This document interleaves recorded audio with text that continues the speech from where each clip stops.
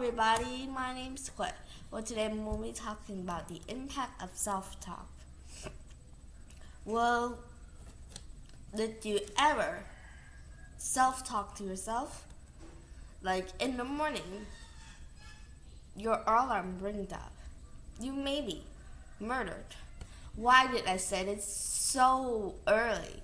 Or why does the time flow so quick? When you're brushing your teeth, usually you look inside the mirror, right? Usually you say, oh, I look like a ghost because I didn't wash my face yet. And a lot of other self-talk in their daily life. But did you ever get caught self-talking?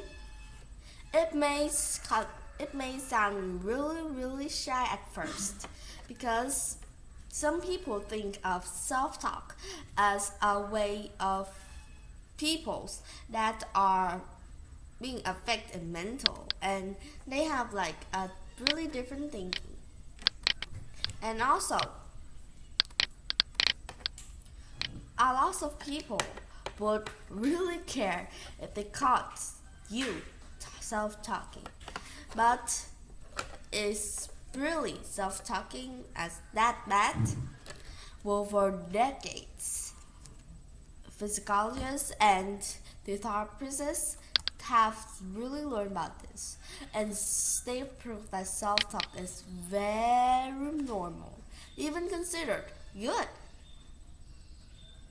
So, why do we talk to ourselves, and what does we say matters the most?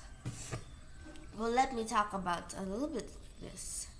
Well, you can see when we self-talk, usually one, you're talking about like nagging yourself.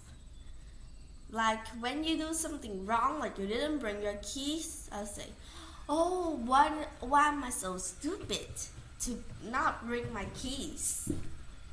Second, you can usually talk about what is your decisions. Like, and sometimes, what should I choose, vanilla or strawberry?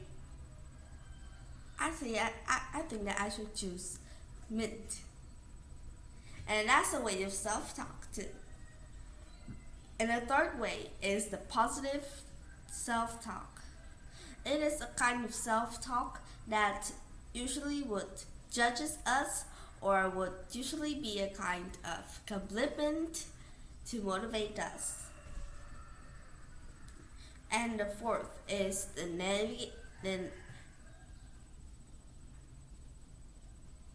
negation talk. It's not really something good. So don't talk. So don't self-talk by negations.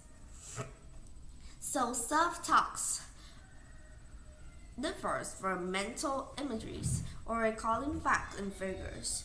Usually when you're self-talking, you self-talk in a lot of ways, in a lot of moods, right? And usually self-talking could really affect to what you think and who you are and your behaviors too. Like if you're a person who self-talks a lot and always talk about positive things, then you're gonna be some kind of person that's gonna be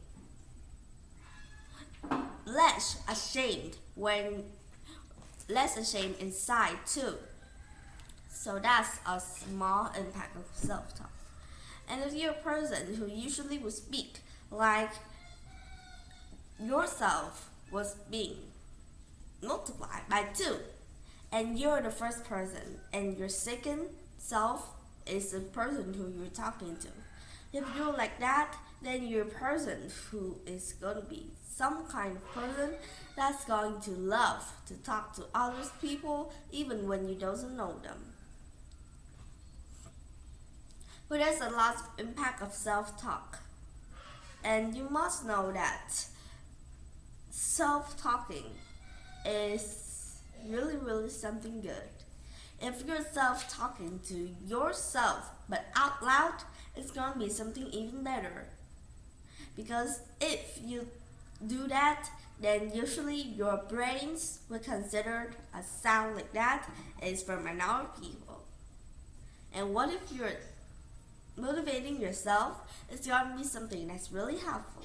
Like usually you would in a test you say, I could do this.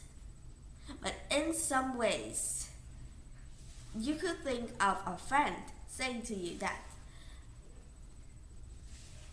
hey, you've been really well prepared for this test. Try hard as you can. And it's gonna be something that's kind of much more sweet and easy to understand, right? Well, today we've talked a little bit about the impact of self-talk. Self-talk is not something that's considered as a kind of health problem, but it is very normal and even considered good. Self-talk is a kind of talking that have 4 ways to talk, but I just recommend you to talk in the 3 first way, not the 4th way at all, because it's not some kind of thing that's really good if you always do it. So remember, self-talking is very normal, but also is something that really affects your daily life. And by self-talking at just a small age, remember that always be soft to your self-talking, because it's going to be an inner voice that's going to follow you through a lifetime. Goodbye.